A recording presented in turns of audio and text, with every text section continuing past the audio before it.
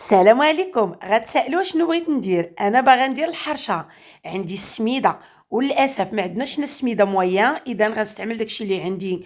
غادي ندير معكم حريشه تقليديه بحال اللي كناكلوا في المغرب، بدون حتى شي عناصر زائده. داكشي ساهل، غير الزيت، نص كاس ديال الزيت، و400 غرام ديال السميده، ومعلقه ديال السكر حبيبات، والملحه حسب الذوق، وخميره الحلويات. ما عمركم في السميده او في الحرشه ديروا خميره المعجونه.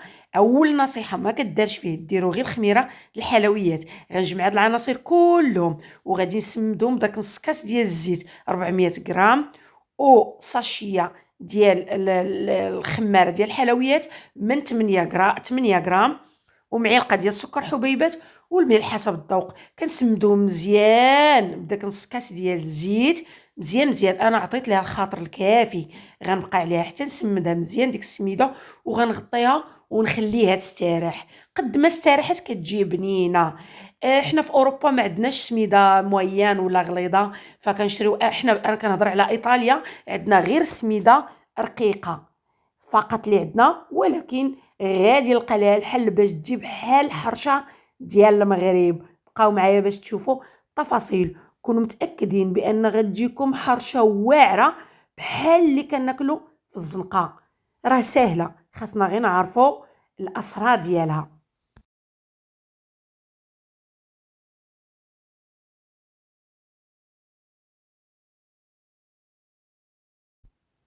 كنمشي عليها هكا كنسمدها مزيان وكنغطيها ونخليها تستراح، وقد ما استراحت مزيانه ماشي مشكل. غادي نرجع وغنهز منها واحد الحفنه ديال ديك السميده، باش غادي نديرها في المقله ونسمد بها الحرشه ديالي. دابا غادي نجمع الحرشه وغنجمعها بشويه ديال الماء فقط، ما كاين لا حليب لا والو، غير الماء. ولكن مهم جدا انكم ما تعجنوهاش. الا عجنتوها راه غتجيكم معجنه بحال درتو الخبز.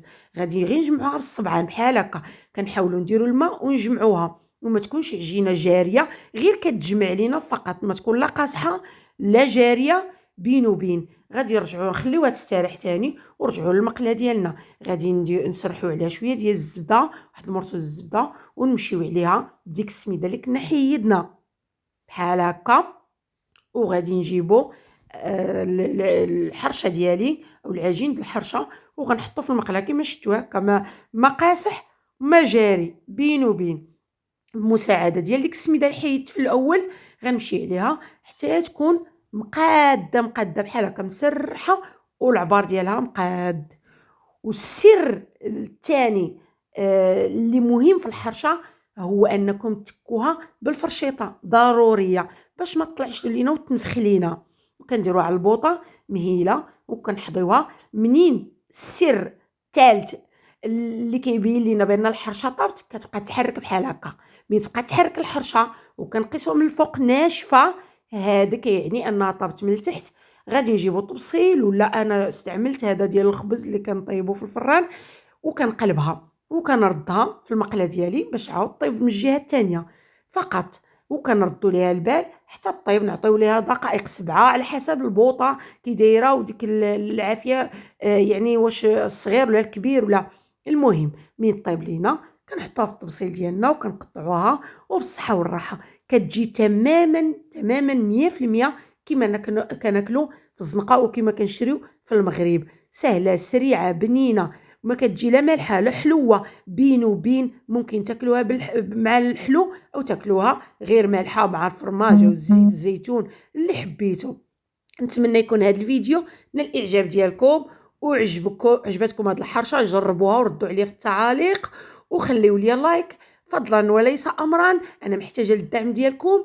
وهذا ما كاين. السلام عليكم حتى الفيديو قادم، وربي يكني